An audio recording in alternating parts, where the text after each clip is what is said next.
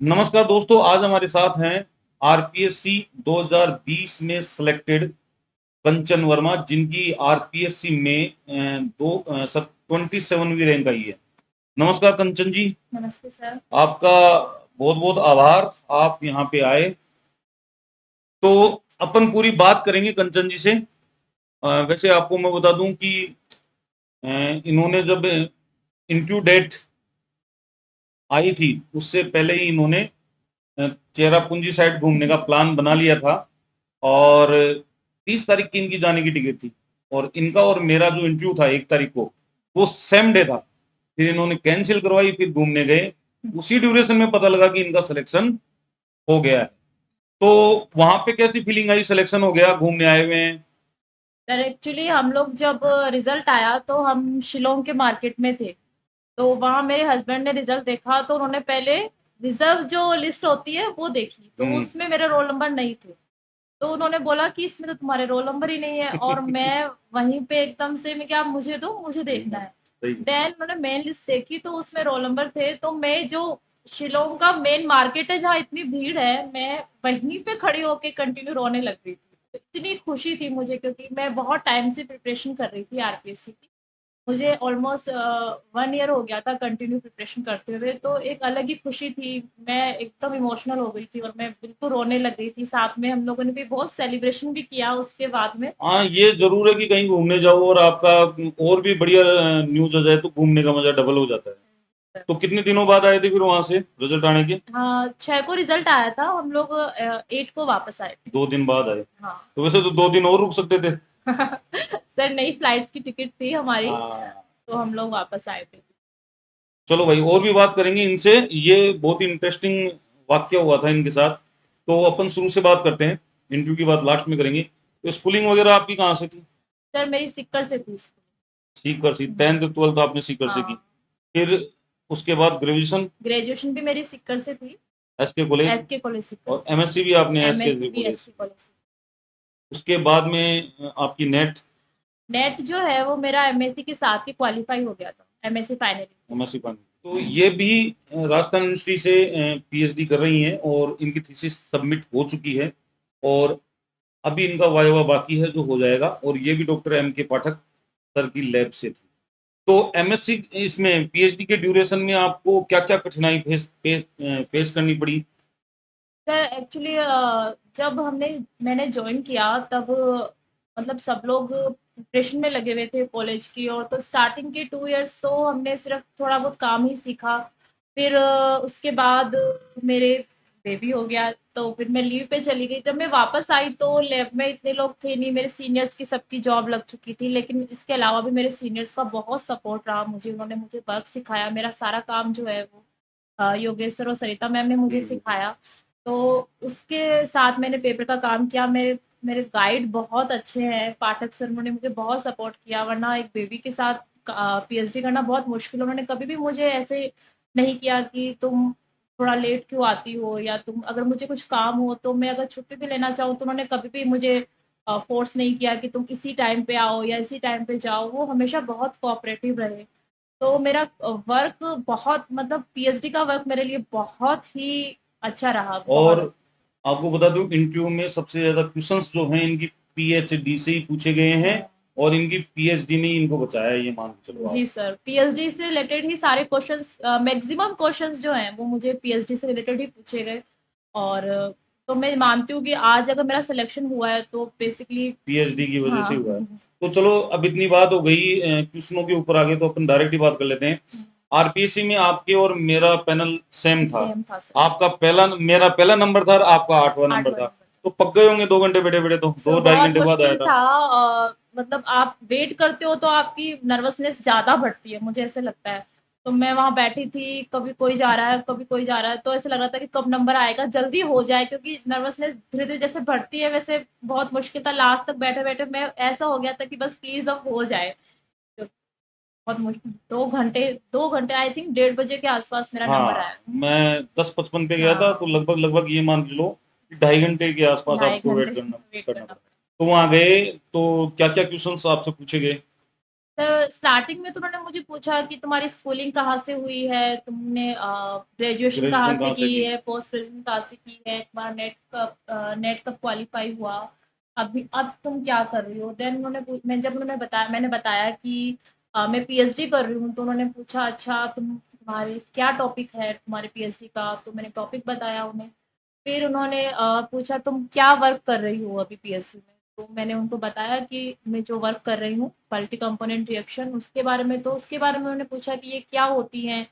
फिर उन्होंने मुझे पूछा कि और क्या वर्क कर रहे हो, तो मैंने बताया कि जैसे मैं स्पायरो कंपाउंड्स पे काम कर रही हूँ, तो तुम्हारा उस वो क्या होते हैं, वो तुम कैसे बनाती हो, कैसे तुम लोग काम करते हो लैब में, और उनका प्यूरिफिकेशन कैसे करते हो, उनके क्या-क्या मतलब क्या यूजेस हैं, कैसे एक्सप्लेन करते हो। तो मैंने उनको बताया कि हम लोग का कैरेक्टराइजेशन करवाते हैं, स्पेक्ट्रास करवाते हैं, ये सब उनको बताया। फिर बेसिकली उनका यही था फिर कि तुम्हारे कौन-कौन से पेपर्स हैं, जनरल्स के नाम पूछे मुझसे।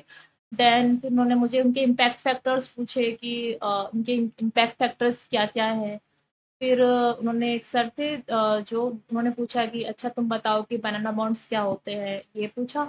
फिर सिंपली उन्होंने पूछा कि सिनर्जिक बॉन्ड क्या होता है, जो उस टाइम क्लिक नहीं हुआ। कोई बात नहीं। देन फिर क्या टॉपिक तैयार करके आए हो? उन्होंने मुझे पूछा, तो मैंने कहा मैं पेरिसाइक्लिक करके आई हूँ, मैं पेरिसाइक्लिक प्रिपेयर करके गई थी। तो उन्होंने कहा अच्छा ठीक है तुम पढ़ाओ इसे।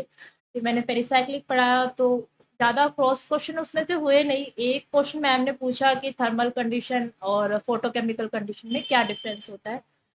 फिर उन्होंने सिंपली निकल कार्बोनेट की स्ट्रक्चर पूछी, उसका हाइब्रिडाइजेशन पूछा, और एक दो क्वेश्चन और इनऑर्गेनिक से ही मेनली उन्होंने मुझसे जो क्वेश्चंस किए वो इनऑर्गेनिक से ही किए। इतने में आई थिंक 15 मिनट्स हो गए, फिर उन्होंने कहा अच्छा ठीक है अब तुम 15 से जाओ। 20 मिनट चला आपका? 15 से 20 मिनट। तो आपको कैसा लगा? आपको क्या फील हुआ कि भाई हो गया? सर वहाँ अंदर जाने के बाद मुझे लिटरली फील ही नहीं हुआ कि 15 मिनट्स हो गए, क्योंकि ये बैक टू बैक क्वेश्चंस आ रहे थे। तो कुछ मुझे आए और कुछ मुझे उस टाइम क्लिक नहीं हुए, लेकिन मैं जब बाहर निकली तो मुझे लगा कि मेरा ठीक हुआ है इंटरव्यू, क्योंकि उन्होंने बेसिकली जो क्वेश्चंस थे वो पीएचडी से रिलेटेड थे, तो पीएचडी से रिलेटेड मैंने लगभग सारे क्वेश्चंस का रिप्लाई उनको कर दिया। मैंने आपको कहा था कि जब आदमी इंटरव्यू दे के आता है ना, इंटरनली फीलिंग आ जाती है उसको कि अपना हो गया। तभी तो घूमने गए थे। नहीं, अगर संशय होता तो यहीं रहते हैं। जी चलो, सर। कोई दिक्कत वाली बात नहीं है। और बात करते हैं इनके। तो बेसिकली आपने भाई अपनी जो बूस्टर बैच थे वो ज्वाइन किए थे जी आपने, सर। तो जरूरत क्यों पड़ी बूस्टर बैच की? सर बूस्टर बैच की मैं जब प्रिपरेशन कर रही थी तो कुछ नए टॉपिक्स थे जिनका मैटर मेरे पास नहीं था, जो नए सिलेबस में ऐड हुए थे। इसके अलावा क्वेश्चन प्रैक्टिस के लिए मेरे पास क्वेश्चंस मुझे प्रैक्टिस करने थे, टेस्ट सीरीज नहीं थी कहीं पे अवेलेबल। जैसे कि और जो कोर्सेज थे वहाँ पे टेस्ट सीरीज हो ही नहीं रही थी, और मुझे ये था कि मुझे क्वेश्चन प्रैक्टिस करनी है। आपने परचेज भी तो कर रखा था। हाँ, मैंने परचेज़ कर रखा था, लेकिन वहाँ पे टेस्ट सीरीज़ वग़ैरह नहीं थी और नए टॉपिक्स अवेलेबल नहीं थे, और मुझे ये था कि सारे यूनिट्स मुझे कैसे भी करके कवर करनी है। तो फिर मुझे मेरे फ्रेंड था, उसके थ्रू मुझे आपके बूस्टर बैच के बारे में पता चला, तो मैंने उसको जॉइन किया और थ्रू आउट मैंने टेस्ट सीरीज़ दी। उसमें कंटिन्यू रोज़ लगभग उसमें टेस्ट आते थे, तो मैं रोज़ वो टेस्ट देती थी, और न्यू जो जो भी मेरे टॉपिक्स वीक थे, जो मुझे नहीं आते थे, और जो नए टॉपिक्स थे, वो सारे मैंने उसी में से प्रिपेयर किए। देखो, सबसे बड़ी बात क्या है कि इन जो बच्चे टेस्ट देते हैं ना अपनी टेस्ट इसमें टेस्ट पोर्टल पे, तो उसका मेरे को पता रहता है कि किस बच्चे के कितने मार्क्स आए हैं। और मैं देखा करता था कि इनके नेगेटिव्स ज्यादा हो रहे थे। लेकिन मैंने इनसे ये बात की, भाई आपके नेगेटिव, बोले सर क्या हो गया? नेगेटिव नेगेटिव होने का मतलब ये थोड़ी है भाई डिप्रेशन में चले जाएं। उन जो नेगेटिव क्वेश्चन हुए हैं वो क्यों हुए हैं उनका पता लगाओ, और उनको उनको सही सॉर्ट सॉर्ट आउट करो उसको। तो क्या करो? सही करो, आपका सिलेक्शन डेफिनेट रूप से होगा। तो अभी आरपीएससी की जो बच्चे सिलेक्ट हो गए वो तो बधाई के पात्र हैं। जो नहीं हो पाए उनके लिए आप क्या कहोगे? तो मैं तो यही कहूँगी कि होप नहीं छोड़नी चाहिए, प्रिपरेशन अपनी कंटिन्यू रखो, और जब तक आप कंटिन्यू प्रिपरेशन करोगे तो आपका सिलेक्शन कोई भी नहीं रोक सकता। क्योंकि मैं ये जानती हूँ, मैंने भी बहुत कंटिन्यू प्रिपरेशन करी, लगभग साल 1.5 साल मैंने कंटिन्यू पढ़ाई करी। आप अपने बेसिक्स क्लियर रखो, और क्वेश्चन प्रैक्टिस बहुत इंपॉर्टेंट है। जब तक आप क्वेश्चन प्रैक्टिस नहीं करोगे, आप चाहे थ्योरी कितना भी पढ़ लो, बहुत मुश्किल, आप क्वेश्चन प्रैक्टिस करोगे तो ही आपके लिए बेनिफिट रहेगा। देखो, कंसेप्ट फिक्स है। होप नहीं छोड़नी है, लगे रहना है जब तक आपका कहीं सेटलमेंट नहीं। तो ये तो बात हो गई केमिस्ट्री की। केमिस्ट्री रिलेवेंट कोई प्रॉब्लम इनको आई नहीं, मैं था। और अब जीके की बात करते हैं, तो जीके की प्रिपरेशन आपने कहाँ से की थी? सर मैंने जग्गू का इंस्टीट्यूट है वो ज्वाइन किया हुआ था। सवाई सर थे, वो बहुत ही अच्छे तरीके से पढ़ाते हैं, एक टेबल फॉर्म में शॉर्ट फॉर्म में करके पढ़ाते हैं। तो मैंने जो जीके है वो उनसे प्रिपेयर किया, और करंट के लिए मैंने नानक क्लासेस हैं उनके थ्रू मैंने पढ़ाई करी। ये अपने सारे स्टूडेंट ही नानक क्लासेज देख देख कर वही ट्यूशन करके आए हैं। कोई बात नहीं, बढ़िया बात है। तो अपनी सफलता का श्रेय आप किसको देना चाहोगे? मेरी फैमिली, उन्होंने मतलब मुझे बहुत सपोर्ट किया। मेरे मम्मी पापा, मेरे सास ससुर, मेरे हस्बैंड थ्रू आउट वो मेरी बच्ची को संभालते थे। मेरी छोटी बच्ची है, मैं उनके सपोर्ट के बिना नहीं कर सकती थी। मेरे फ्रेंड्स, मोनू जो जिसको कुछ भी प्रॉब्लम होती थी मैं उसी को कॉल करती थी। मेरे सीनियर्स, स्पेशली मेरी फैमिली। मतलब अगर आप एक लड़की विदाउट फैमिली के सपोर्ट के नहीं कर सकती है। मैं को थ्रू आउट वो लोग ही रखते थे। इवन मेरी सास, पूरा उन्होंने पूरा घर उन्होंने संभाला। मैं जब मम्मी के पास थी प्रिपरेशन के लिए, मेरे मम्मी पापा ने थ्रू आउट बच्ची को संभालते थे, मैं प्रिपरेशन करती थी। तो मुझे लगता है कि अगर आप किसी लड़की के सिलेक्शन होता है या कोई भी सफलता मिलती है, तो सबसे ज़्यादा जो होता है वो फैमिली की सपोर्ट ही होता है, उसके बिना वो नहीं कर सकती। अभी इनके हस्बैंड से भी बात करेंगे, वो मर्चेंट नेवी में हैं और उन्होंने भी बहुत सेक्रीफाइस किए हैं अपनी पत्नी को इस मुकाम तक पहुंचाने के लिए।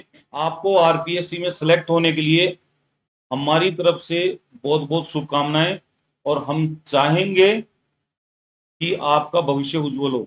Thank you sir. ठीक है भाई, मिलते हैं नेक्स्ट वीडियो में।